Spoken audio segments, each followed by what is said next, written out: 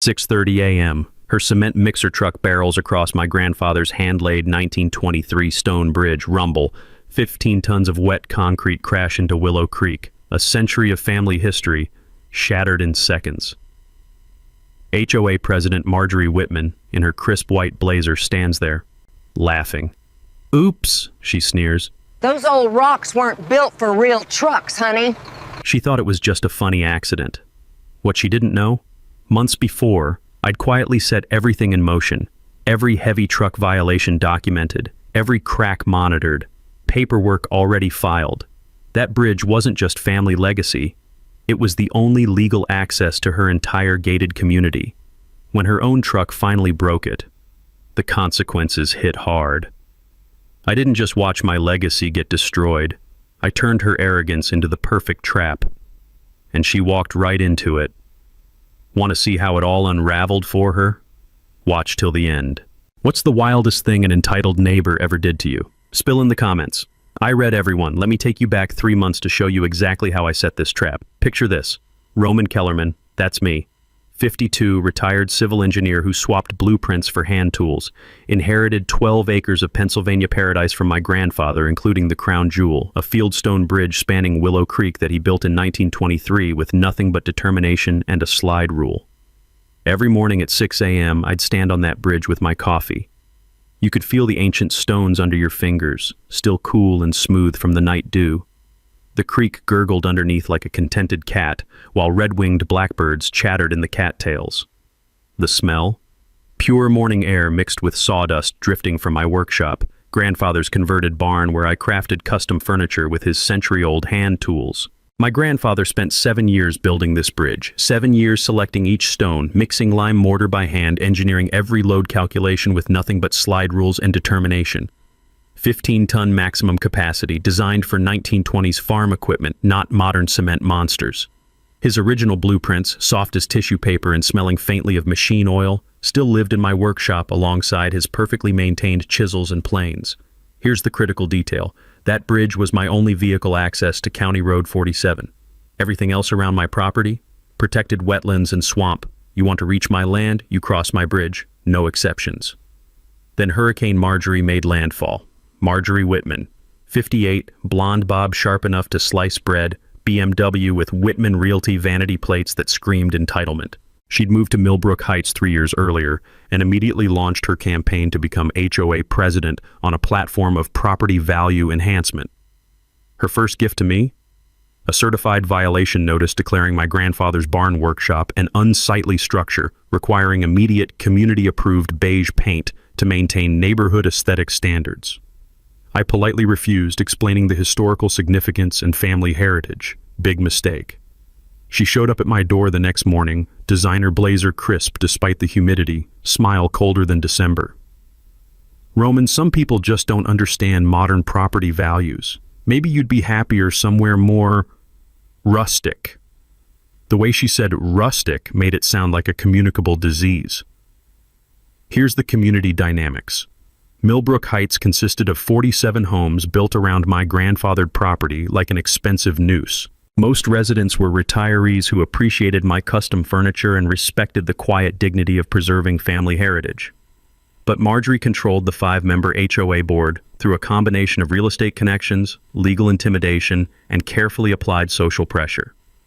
3 neighbors had already been forced to sell after receiving daily violation notices for infractions like mailbox heights and lawn care schedules. Agnes Bellamy, the retired librarian next door, whispered warnings about Marjorie's tactics. Young couple Tyler and Beth Rodriguez expressed private sympathy but feared public retaliation. Marjorie's real target became clear when she started showing investors around my property without permission, describing her Phase 2 development vision. Luxury condos where my workshop stood, executive homes where grandfather's apple orchard bloomed. All she needed was to convince one stubborn engineer that resistance was futile. Enter Derek Whitman, her nephew and owner of Pinnacle Construction. Built like a bouncer, business ethics of a payday loan operation. When the HOA hired Derek's company to build their new clubhouse, he discovered that using my bridge instead of the county route saved 20 minutes per cement truck run. Monday morning, 7 a.m., I'm savoring my coffee and the birdsong when rumble groan crack echoes across the water. A 25-ton cement mixer is crossing my century-old bridge like it's Interstate 95. I walked over, coffee mug still in hand, workshop apron dusted with walnut shavings. "Excuse me, this is private property with posted weight limits." Derek barely glanced up from his clipboard. "Marjorie cleared it. Got a problem? Take it up with her." Right there, watching my grandfather's carefully mortared stonework crack under that spinning concrete drum, I realized what was really happening. This wasn't about construction convenience. This was systematic warfare designed to destroy my property value and break my spirit until I sold out. But here's what the Whitmans didn't know about retired civil engineers. We document everything, calculate failure points, and plan for every contingency. The trap was already being set. That first truck crossing was just the appetizer. Within a week, Derek had turned my grandfather's bridge into his personal construction highway. Every morning at 7 a.m. sharp, rumble, groan, crack, cement mixers started their parade across century-old stones that were never meant to handle modern industrial traffic. I called Marjorie directly, professional courtesy, engineer to, well, whatever she was. "Marjorie, your nephew's trucks are damaging my bridge. This needs to stop." Her laugh could have frosted windows. "Oh, Roman, don't be so dramatic. It's just a bridge. Derek needs efficient access for the community clubhouse. You know, the one that'll benefit everyone, even you." "It's private property with posted weight limits." "Weight limits," she said it like I'd mentioned my collection of unicorn tears. "Honey, this is about community progress. Don't be selfish." Selfish. That word would come back to destroy her. Within 2 weeks, Derek's operation escalated to military precision. 4 cement mixers per day, sometimes 6. Each truck weighed 25 tons when loaded, nearly double my bridge's safe capacity. The sound alone was like living inside a rock tumbler.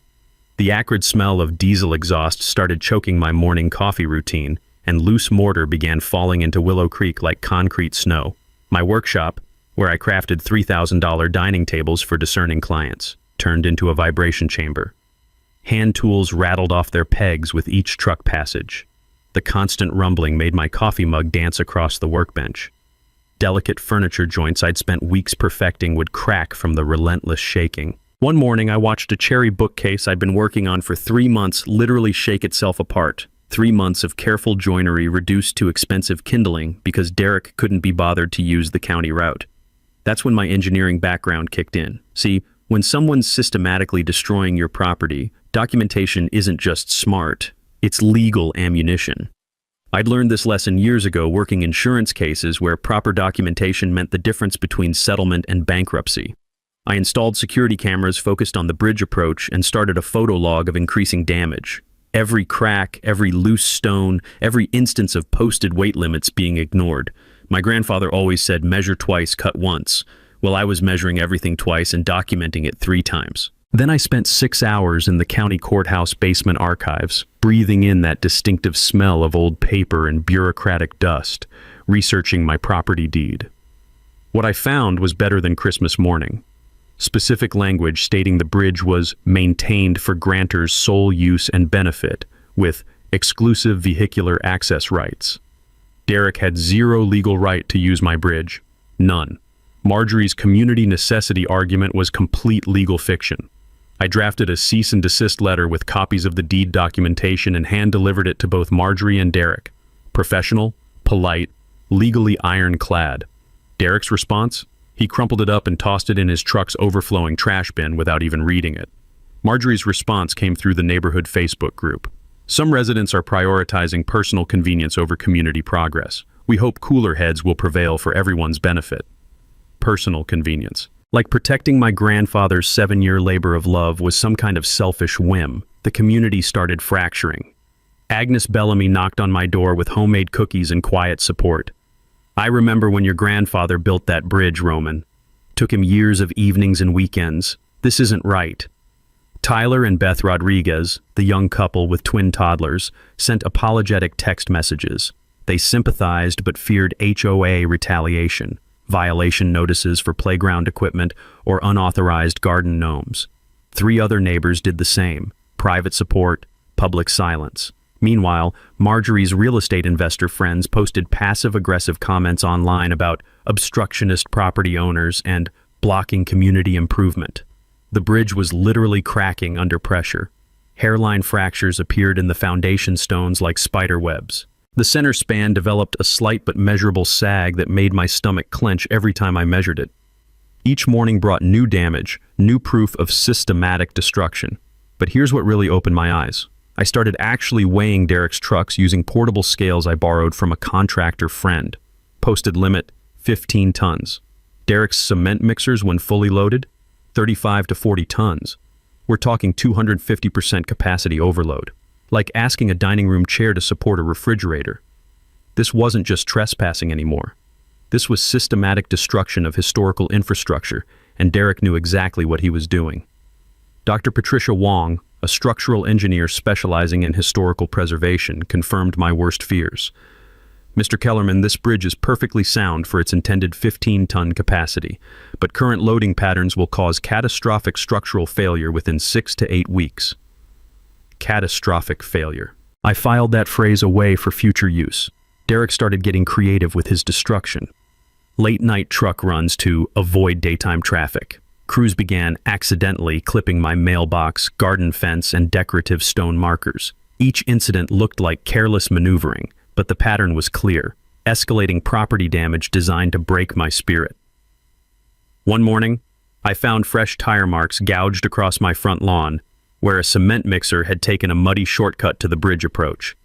But every violation, every accident, every act of deliberate disrespect just added another documented line item to my growing legal case file.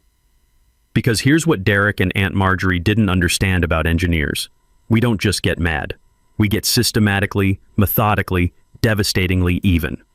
Marjorie decided to fight fire with a nuclear weapon. Instead of backing down after my cease and desist letter, she went straight to the county with a complaint that would make Machiavelli proud. If she couldn't legally justify using my bridge, she'd make the bridge itself the problem.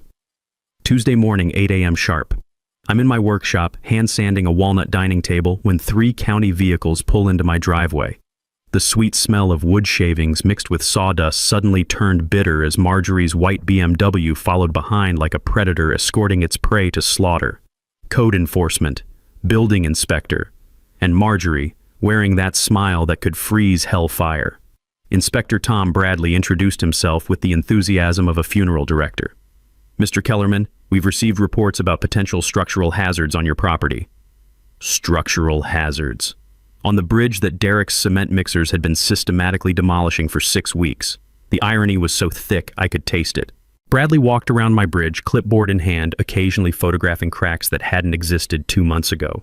Every few minutes he'd glance back at Marjorie, who stood beside her BMW radiating satisfaction like heat from a furnace.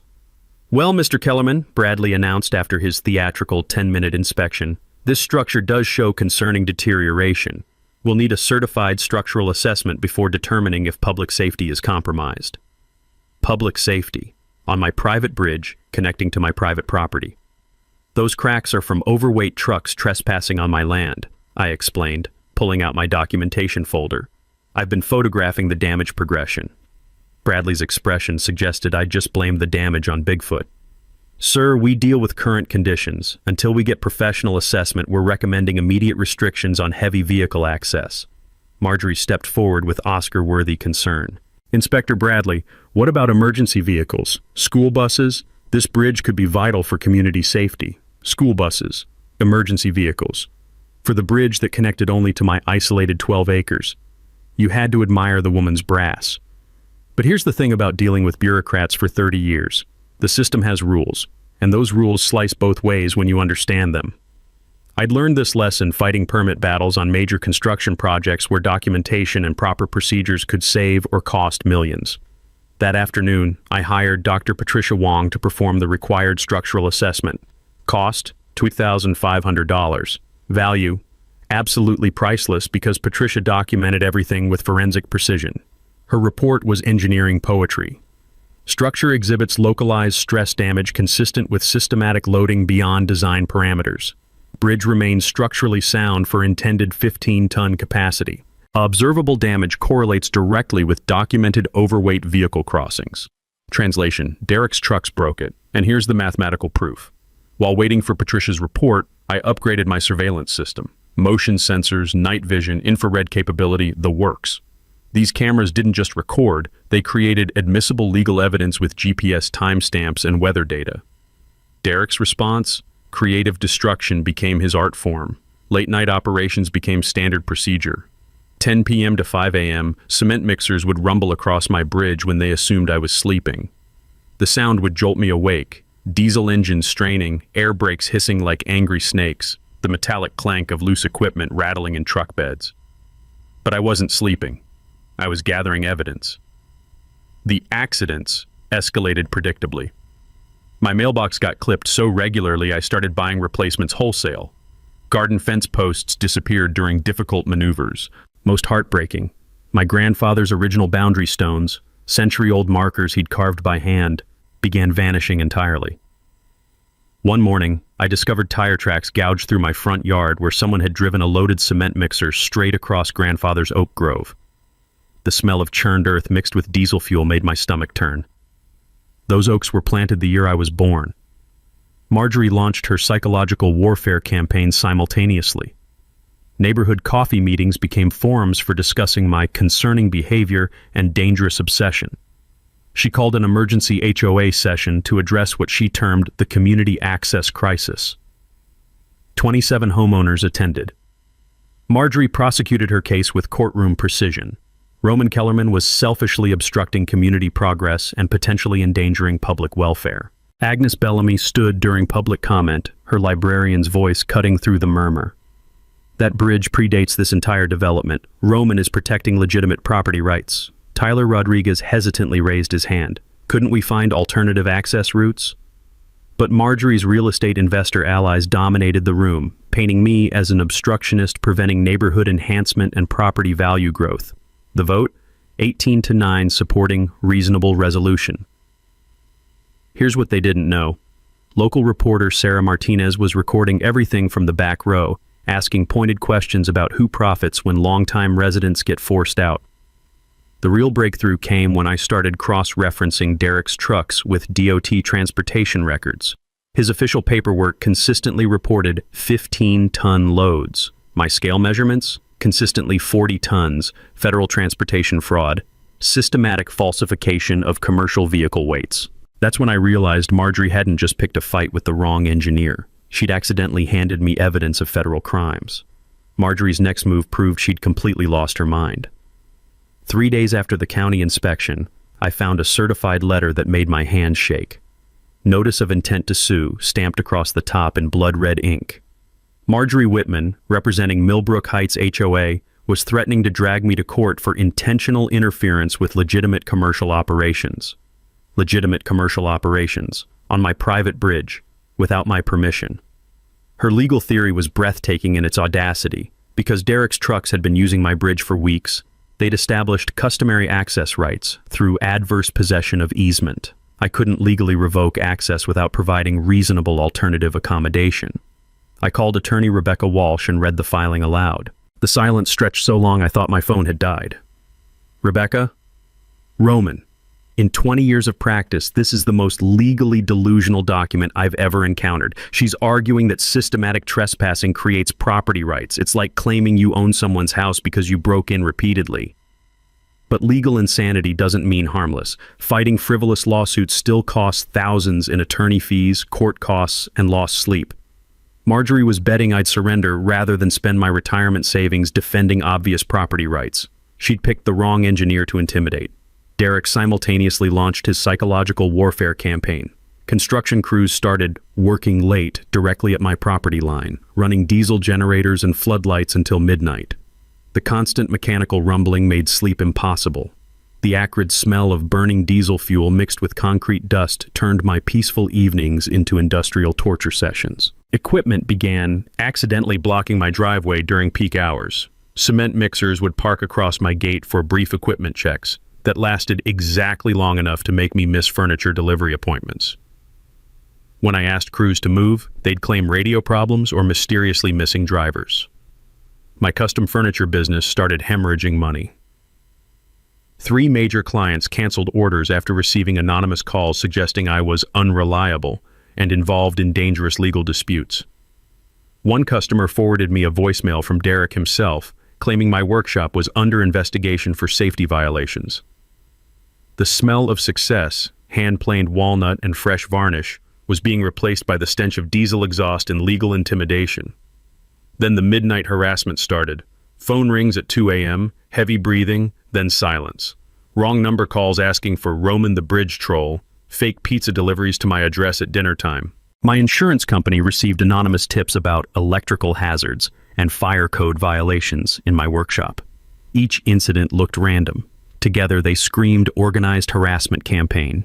Marjorie's legal masterpiece was calling an emergency HOA meeting to vote on eminent domain proceedings for essential community infrastructure.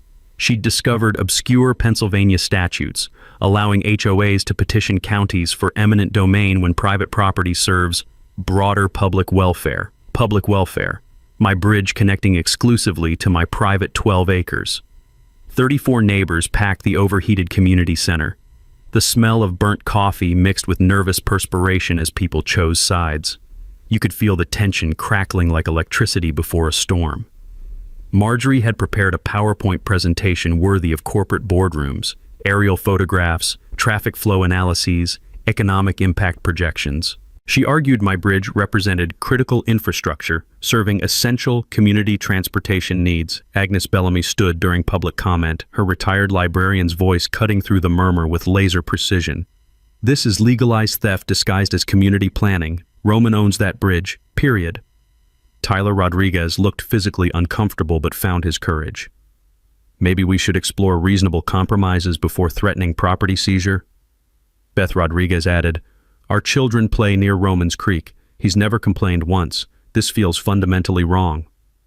But Marjorie had orchestrated the room. Her real estate investor allies dominated discussion, arguing that selfish individual interests shouldn't obstruct legitimate community development and economic progress. During the coffee break, I overheard two of her supporters discussing Phase 2 development deadlines. The missing puzzle piece suddenly clicked into place. Marjorie needed guaranteed bridge access within 90 days to satisfy investor contracts for her luxury expansion project. This wasn't about community convenience. This was about her potential $340,000 real estate commission on a $2.3 million development scheme.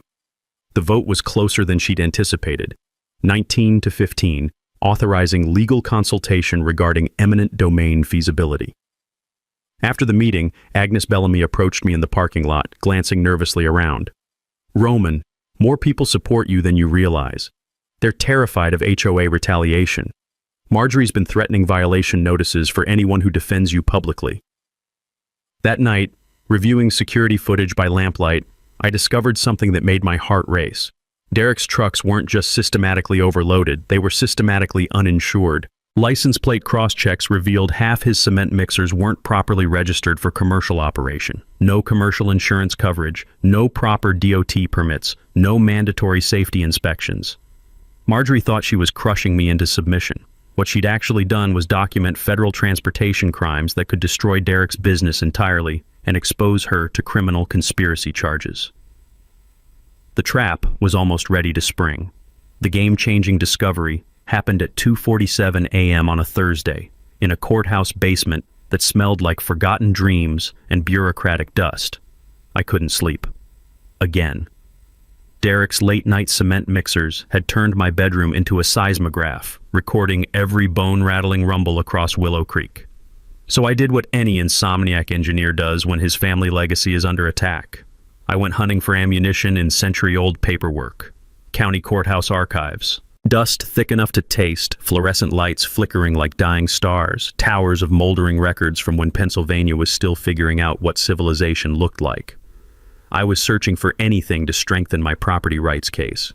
What I found instead was a nuclear weapon disguised as a 1923 county filing.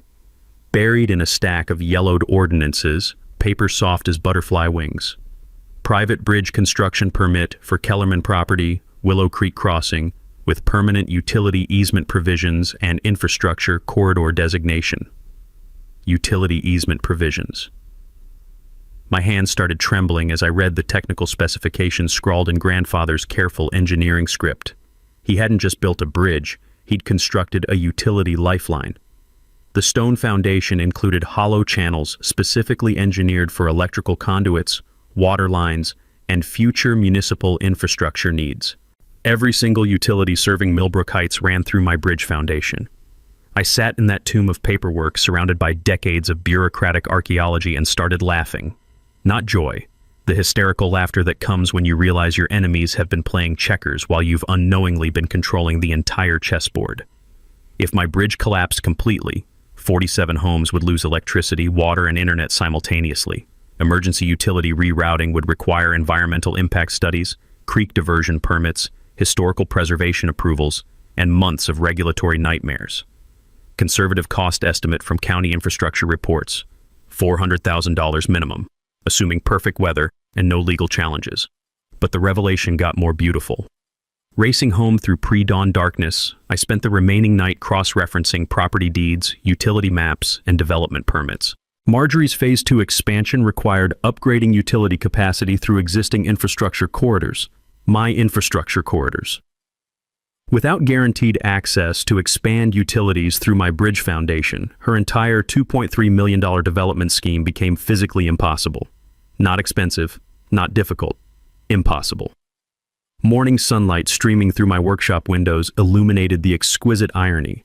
While Marjorie had been threatening to steal my bridge, she'd been unknowingly dependent on it for her complete financial survival. Then I discovered her investor fraud. Marjorie's development presentations, public record through county planning, promised investors guaranteed utility expansion capacity and existing infrastructure access as primary selling points for Phase 2.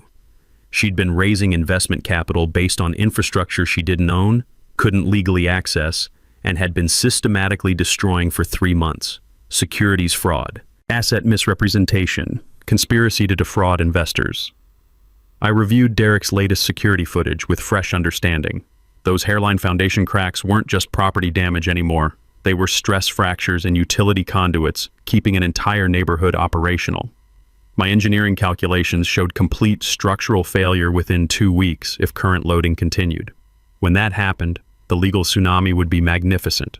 Emergency repair costs, utility liability claims, investor fraud investigations, federal transportation violations, and environmental damage suits. Every cement mixer crossing was digging Marjorie's financial grave deeper while building my criminal case stronger. The beautiful symmetry finally made sense. Grandfather hadn't just been building transportation infrastructure in 1923, he'd been creating generational leverage that would protect family property rights against exactly this kind of corporate bullying. His engineering was decades ahead of its time, anticipating utility needs that modern developers had completely overlooked. While Marjorie played short-term real estate games, Grandfather had been thinking century-long strategic defense. I contacted the Historical Society that afternoon to expedite heritage protection status, adding another layer of regulatory complexity to any repair attempts. The trap was loaded and aimed. All I needed was Derek's next overloaded mixer to deliver the final blow that would destroy Marjorie's empire forever. The next morning I stopped playing defense and declared war. First call, Rebecca Walsh, my property attorney. Rebecca, I need every legal weapon in your arsenal loaded and ready. When this bridge collapses, I want papers hitting Marjorie faster than Derek's cement trucks. Roman, once we file everything simultaneously, there's no backing down. Good. They destroyed my family legacy truck by truck. I'm about to destroy their entire empire lawsuit by lawsuit. My workshop became mission control. Cameras, sensors, legal documents covering every surface like a general planning D-Day. The sweet smell of sawdust was gradually being replaced by the metallic scent of justice being prepared. The centerpiece was Grandfather's hidden genius.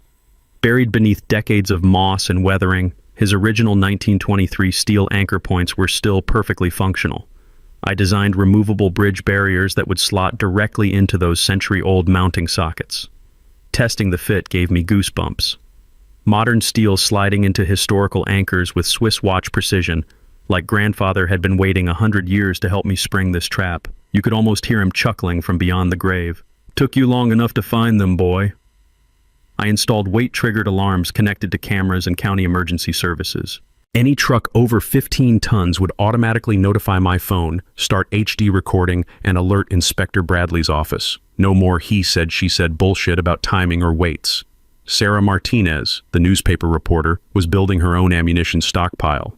I'd given her 3 months of documentation, and she'd uncovered the bigger scandal: systematic harassment of longtime property owners by development-focused HOA boards throughout central Pennsylvania. "Roman, you're victim number 5 this year," Sarah explained over coffee in my workshop. Her notepad balanced precariously on my sawdust-covered workbench. 4 other families got pressured into below-market sales after mysterious safety violations and legal complications appeared. That's when I understood. This wasn't personal harassment. This was a business model. Identify vulnerable properties, apply systematic pressure through legal intimidation, force distressed sales, then profit from development rights. Industrial-scale property theft disguised as community improvement. Agnes Bellamy organized grassroots resistance through coffee and conversation sessions. 18 neighbors attended the first meeting in her living room, the aroma of homemade chocolate chip cookies mixing with decades of suppressed frustration as people finally spoke honestly about HOA terror tactics. "They threatened violation notices when Derek's trucks damaged our mailbox," Tyler Rodriguez admitted, nervously bouncing his toddler. "Marjorie said we were responsible for maintaining street-side aesthetics even though her nephew caused the damage." Beth Rodriguez nodded vigorously. "When I complained about diesel fumes affecting Emma's asthma, Marjorie suggested we might be happier somewhere less industrial." Made it sound like a friendly suggestion, but the threat was clear. Every story followed identical patterns. Identify resistance, apply escalating pressure, maintain plausible deniability until surrender. Dr. Patricia Wong provided the technical knockout punch. Advanced structural monitoring equipment could now detect microfractures in real time and predict catastrophic failure with mathematical certainty. "Roman, this bridge will fail within 5 to 7 days if current loading continues," Patricia confirmed, watching stress data stream across her laptop screen like a digital death countdown. "Foundation settlement is accelerating exponentially. Complete structural collapse is inevitable." Music to my ears. Predictable failure with forensic documentation and precise timing. I coordinated with County Environmental Services about creek contamination. Derek's cement mixers had been leaking hydraulic fluid, concrete wash, and diesel fuel into Willow Creek for 3 months. Environmental Protection Agency violations carry federal criminal penalties and mandatory cleanup costs that would make Marjorie's head spin. Here's what most people don't understand about systematic crime documentation. When you properly build cases over months, you create prosecutorial avalanches that agencies can't ignore. Property violations become federal transportation fraud. Trespassing becomes environmental crimes. Harassment becomes criminal conspiracy. The coordination was beautiful in its complexity. When my bridge collapsed, I'd simultaneously file restraining orders, criminal charges, federal violations, environmental damage claims, investor fraud reports, and civil suits totaling millions in potential damages. Marjorie thought she was bullying one stubborn old engineer. She was actually about to face coordinated assault from county, state, and federal agencies armed with irrefutable evidence of systematic criminal activity. My security system now recorded everything in 4K with backup storage in 3 locations. Any evidence tampering would add obstruction of justice charges to their growing criminal inventory. Sarah Martinez had contacted regional property rights organizations eager to publicize successful resistance to HOA overreach. This story would go viral as the perfect case study in David demolishing Goliath through preparation and persistence. That evening, I organized documentation files with military precision. Every photograph GPS tagged and time-stamped. Every conversation recorded and transcribed. Every violation cross-referenced with applicable laws and potential penalties. Grandfather's century-old hand tools sat beside my laptop like ancient weapons, blessing modern warfare. His chisels and planes watching over digital evidence that would obliterate the people trying to erase his legacy. The trap was loaded, aimed, and hungry for targets. Derek's next cement mixer would trigger the most expensive legal education in Pennsylvania history. And that brings us back to Tuesday morning, 6:30 a.m., watching Marjorie's world explode along with my grandfather's bridge. Splash, crack, rumble. 15 tons of wet concrete, spinning steel, and sheer stupidity plummeting into Willow Creek while my phone erupted with automated alerts, weight sensors screaming, HD cameras recording, emergency notifications firing to county services like digital fireworks. The trap I'd spent 3 months setting had just snapped shut with the precision of a Swiss watch. I was speed dialing 911 before the diesel smoke cleared. County emergency? Roman Kellerman reporting destruction of critical infrastructure by unauthorized commercial vehicle. Bridge collapse has severed utilities for 47 residential properties. We need emergency services immediately. Within 10 minutes, my driveway looked like a disaster movie set. County vehicles, emergency crews, and one very pale Inspector Bradley clutching his clipboard like a life preserver as he stared at the structurally questionable bridge he'd been investigating, now demolished beyond recognition. Derek stood chest-deep in creek water beside his upended cement mixer, wet concrete hardening around his work boots like karmic quicksand. The truck's barrel had finally stopped spinning, leaving an eerie mechanical silence broken only by water bubbling around twisted metal and the distant sound of 47 houses losing power simultaneously. That's when Marjorie's white BMW came screaming into my driveway like a heat-seeking missile. She jumped out, designer blazer already showing sweat stains, perfectly styled hair falling apart as reality crashed over her like Derek's cement truck. One look at the destruction and her face cycled through shock, denial, anger, and pure terror in 15 seconds flat. "Derek, you absolute moron! I told you to be careful with that stupid bridge!" "Aunt Marjorie, it just collapsed. The thing was ancient.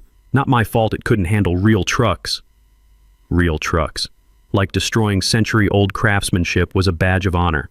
But the real fireworks started when Sarah Martinez arrived with her photographer, camera ready to document both the bridge collapse and Marjorie's financial apocalypse. "Mrs. Whitman, how do you respond to accusations that your nephew's systematic trespassing has now left 47 families without basic utilities?" Marjorie's media training evaporated under pressure like morning dew. This was clearly an accident. Roman should have maintained his infrastructure better. Will obviously contribute to reasonable repairs. Contribute to repairs. After 3 months of systematic demolition, I stepped forward with my documentation bomb. 3 months of evidence in a waterproof case that had been waiting for this exact moment like a patient predator. "Inspector Bradley, here's comprehensive documentation of systematic overloading beyond safe capacity. Derek's trucks averaged 38 tons when this bridge was rated for 15 maximum. Bradley's hands shook as he flipped through time-stamped photographs showing progressive destruction, weight sensor data, and professional structural analysis. The smell of his nervous sweat mixed with diesel fumes and wet concrete. "Mr. Kellerman, this is the most thorough property damage case I've ever encountered. Gets better. Environmental services will want the creek contamination evidence, and federal DOT investigators will love Derek's falsified transportation weight reports." Derek's face went ghost white. "What falsified reports?" "The ones claiming 15-ton loads while hauling 40-ton cement mixers across private property for 12 weeks. Federal transportation fraud, Derek. That's federal prison time." Marjorie attempted desperate damage control. "Now, Roman, surely we can discuss reasonable compensation between neighbors." Neighbors. After threatening lawsuits, eminent domain, and systematic harassment. The knockout punch arrived when County Commissioner Patricia Haynes pulled up with the emergency utilities team. She surveyed the severed infrastructure conduits in my destroyed bridge foundation, and her expression shifted from professional concern to absolute horror. "Mrs. Whitman, do you understand that emergency utility rerouting will require environmental impact studies, historical preservation reviews, creek diversion permits, and approximately 18 months of regulatory approvals?" Marjorie's voice cracked like thin ice. 18 months? Minimum. Emergency temporary service alone will cost roughly $400,000, assuming no legal challenges or environmental complications. I watched Marjorie's brain calculate the math of her own destruction. $400,000 for emergency utilities, 18 months of regulatory hell. Her Phase 2 development contracts required completion within 90 days. Her entire multi-million-dollar empire had just drowned in Willow Creek, along with Derek's cement mixer. The crowd of neighbors had swollen to 40+, drawn by emergency vehicles and the intoxicating aroma of justice being served. Agnes Bellamy stood front and center, arms crossed, watching karma deliver its final invoice with compound interest. Tyler and Beth Rodriguez brought their kids to witness neighborhood history. The day systematic bullying backfired spectacularly. Derek's cement mixer sat in the creek like a concrete monument to stupidity, slowly sinking into muddy bottom while hydraulic fluid painted rainbow patterns across the water surface. I pulled out my phone for the final documentation. Tuesday, September 15th, 8:23 a.m. Marjorie Whitman's 3-month campaign of systematic property destruction has successfully eliminated her own development project and triggered the most expensive property rights lesson in Pennsylvania history. The trap had crushed its targets. Now came the legal massacre. The emergency town hall meeting 3 days later looked like a legal execution. County Commissioner Patricia Haynes had called the session to address what local media was already calling the Millbrook Heights infrastructure disaster. 200 residents packed the overheated community center, along with reporters, legal representatives, and enough county officials to run a small government. The smell of burnt coffee mixed with nervous perspiration as people filed into folding chairs that squeaked like stressed metal. You could feel the tension crackling like electricity before a thunderstorm. I sat in the front row with my evidence boxes, Rebecca Walsh beside me, looking like a prosecutor ready to deliver closing arguments. Across the aisle, Marjorie huddled with 3 expensive lawyers who kept whispering urgently and checking their phones. Derek wasn't there. He'd been arrested that morning on federal transportation fraud charges. Commissioner Haynes opened the session with bureaucratic efficiency.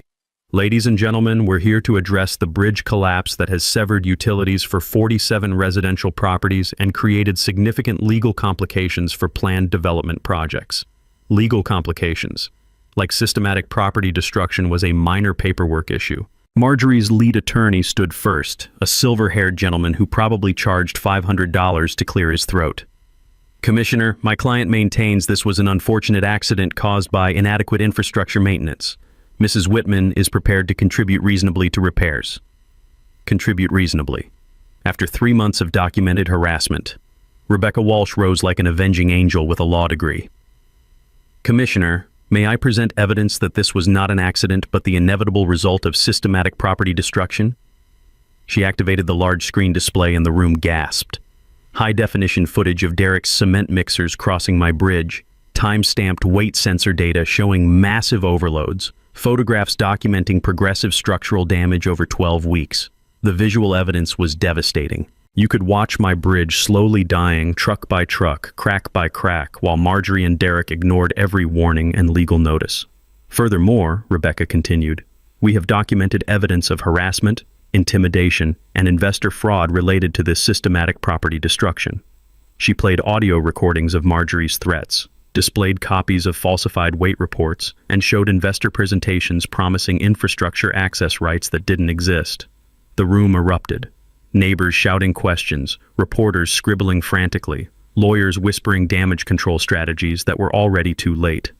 Agnes Bellamy stood during public comment, her librarian's voice cutting through chaos with laser precision. I've lived here longer than anyone except Roman. That bridge was beautiful, functional, and historic. What happened was vandalism disguised as community progress. Tyler Rodriguez found his courage. My family supported the community projects, but this went too far. Threatening people's homes over property rights is wrong. Beth Rodriguez added, our children played safely in Romans Creek for years. He never complained, never charged fees, never made anyone feel unwelcome. This harassment was unconscionable. But the real drama started when County Environmental Officer Janet Morrison presented her creek contamination report.